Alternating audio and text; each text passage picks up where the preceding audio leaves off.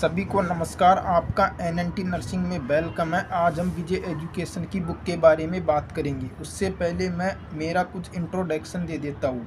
मैं एक RUHS BSc nursing का छात्र हूँ। मैंने 2024 का इंट्रेंस एग्ज़ाम दिया था और उसमें मेरे 100 में से 89 मार्क्स आए थे और मेरी रैंक 145 आई थी। हाँ, टोटल रैंक मेरी 145 आई थी। मेरे 100 में से 89 मार्क्स आए थे और मुझे RUHS कॉलेज अलॉट हुआ है। सेकंड टॉप कॉलेज अलॉट हुआ है जो राजस्थान का है। मैं आज इसमें बात करूंगा विजय एजुकेशन की बुक के लिए। सभी स्टेट का जो एंट्रेंस एग्ज़ाम होता है, चाहे वो कोई सा भी स्टेट हो, कोई ये पर्टिकुलर नहीं है कि वो उत्तर प्रदेश का एग्ज़ाम हो चाहे MP का हो, किसी भी स्टेट का एग्ज़ाम हो, उसके ऊपर हम विजय एजुकेशन की बुक के ऊपर बात करेंगे और मैं अपना एक्सपीरियंस शेयर करूँगा जो मैंने वो बुक खरीदी थी। देखो, जो मैंने वो बुक खरीदी थी, पहली बात तो आपको मैं बता दूं, जो मैंने बुक खरीदी थी मैं उसी के एक्सपीरियंस के आधार पर उस बुक के बारे में बताऊंगा जो मैंने अभी खरीदी थी पिछले साल एग्ज़ाम में 2024 के में। यदि आप उस बुक को खरीदते हो पर्टिकुलर, तो उस बुक से तो किसी भी स्टूडेंट का सिलेक्शन नहीं होगा। पहली बात तो आप ये स्पष्ट सुनो। कोई स्टूडेंट ये सोचे कि इस बुक को पढ़ने से मेरा एडमिशन हो जाएगा, अकेले उस बुक से पढ़ने से तो एडमिशन नहीं होगा, चाहे वो स्टूडेंट कोई भी हो, कहीं का भी हो। पर्सनल उस बुक को पढ़ने से एडमिशन नहीं होगा किसी भी स्टूडेंट का। ये बात सभी स्टूडेंट पहली बात तो ध्यान रखें।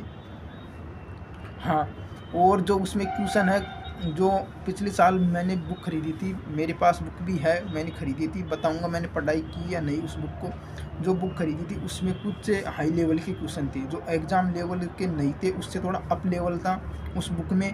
तो इस अब था हाई लेवल था और क्वेश्चन भी चैप्टर के ज़्यादा नहीं थे, 20 या 25 थे या 30 क्वेश्चन थे एक एक चैप्टर के, इससे ज़्यादा उसमें क्वेश्चन नहीं थे जो मैंने पिछले साल बुक खरीदी थी उसमें। हाँ, उसमें क्वेश्चन भी ज़्यादा नहीं थे प्रैक्टिस के लिए और कुछ हाई लेवल के क्वेश्चन भी थे। छोटे थे पर फिजिक्स में तो हाई लेवल के क्वेश्चन अधिक थे और वो क्वेश्चन मुझसे सोल्व नहीं हो रहे थे। पहली बात तो विजय एजुकेशन में उस तरह का कंटेंट पढ़ाया नहीं गया था कि उस तरह के हाई क्वेश्चन करो, और वैसा लेवल एग्ज़ाम में आता भी नहीं था। और बात रहती है कि मैंने वो बुक पढ़ी या नहीं पढ़ी। मैंने बुक परचेज करी, बुक में देखा कैसे लेवल का क्वेश्चन है, तो उसमें जब क्वेश्चन का लेवल मुझे हाई लगा तो फिर मैंने वो बुक को नहीं पढ़ी। मैंने ओनली उस बुक को 1 या 2 बार देखा था। जो भी बायोलॉजी के 1-2 चैप्टर देखे थे, फिजिक्स में थोड़ा बहुत देखा और केमिस्ट्री में देखा। फिजिक्स का भी मुझे लेवल हाई लगा तो मैंने उस बुक को फिर बाद में नहीं पढ़ा। फिर मैंने सोचा कि क्यों टाइम बर्बाद करूँ इसमें। इसके अलावा मैं बताऊंगा कि मैंने किस चीज़ से प्रिपरेशन की, किससे अच्छे मार्क्स आए, उसकी जर्नी भी मैं आपको भी बताऊंगा। तो बता दूं कि उस बुक से कोई एडमिशन तो होने वाला नहीं है, बस आपको थोड़ा बहुत एवरेज लग जाएगा। थोड़े बहुत क्वेश्चन आप प्रैक्टिस कर सकते हो उस बुक से। और उसमें एक प्रीवियस ईयर का मॉडल पेपर भी था उसमें, तो उससे लेवल का पता चल जाता है। यदि आप प्रीवियस ईयर का, तो आप अपने बैच में प्राप्त कर सकते हो प्रीवियस ईयर पेपर। तो अब बात करूँगा मैंने फिर पढ़ाई किससे की, कौन सी बुक पढ़ी। मैंने पढ़ाई तो देखो, बैच एक ऑनलाइन प्लेटफॉर्म का बैच लिया था, उसमें अच्छे से नोट्स बनाए। नोट्स तो बनाना कंपलसरी है, नोट्स बना के उसको मैं डेली रीड करता था, डेली रिवीजन भी करता था, सिलेबस कंप्लीट किया। फिर सिलेबस के साथ साथ ही मैं NCERT को पढ़ता था। हाँ, NCERT पढ़ोगे, बुक की कोई आवश्यकता नहीं है। NCERT पढ़ी मैंने, नोट्स बनाए, फिर NCERT पढ़ के मैं क्वेश्चन प्रैक्टिस करता था। पहले मैं प्रीवियस ईयर क्वेश्चन देखता था, फिर उसके लेवल के अनुसार क्वेश्चन सोल्व करता था। और जो यूट्यूब पर MCQ सीरीज और मैराथन क्लास हुई वो भी मैंने ली थी। MCQ क्लास भी लेता था, तो यूट्यूब की MCQ क्लास ले और बैच के अंदर भी जो MCQ क्लास डलती है वो भी ले। और प्रीवियस ईयर क्वेश्चन तो करना बहुत कंपलसरी है। प्रीवियस ईयर क्वेश्चन आप अवश्य करें और उसी लेवल के क्वेश्चन सोल्व करें, उससे थोड़ा इम्प्रूव इंक्रीज लेवल होके क्वेश्चन सोल्व करें। यदि आप इस तरह तैयारी करोगे तो आपका अच्छा एक गवर्नमेंट कॉलेज मिलेगा। यदि आप हमसे अंत तक जुड़े रहोगे, आपकी काउंसलिंग तक, तो मैं इस चैनल के माध्यम से आपको अलग अलग तरह की वो बताऊंगा पढ़ाई से रिलेटेड चीज़ें, और कैसे पढ़ाई करते हैं, अच्छा गवर्नमेंट कॉलेज कैसे मिलेगा, मैंने कैसे की। तो मैं अंत तक सभी चीज़ इस यूट्यूब चैनल के द्वारा आपको बताता रहूँगा। तो आप हमसे अंत तक जुड़े रहे और टेलीग्राम भी ज्वाइन कर लो आप, हमारा डिस्क्रिप्शन में उसकी लिंक मिल जाएगी।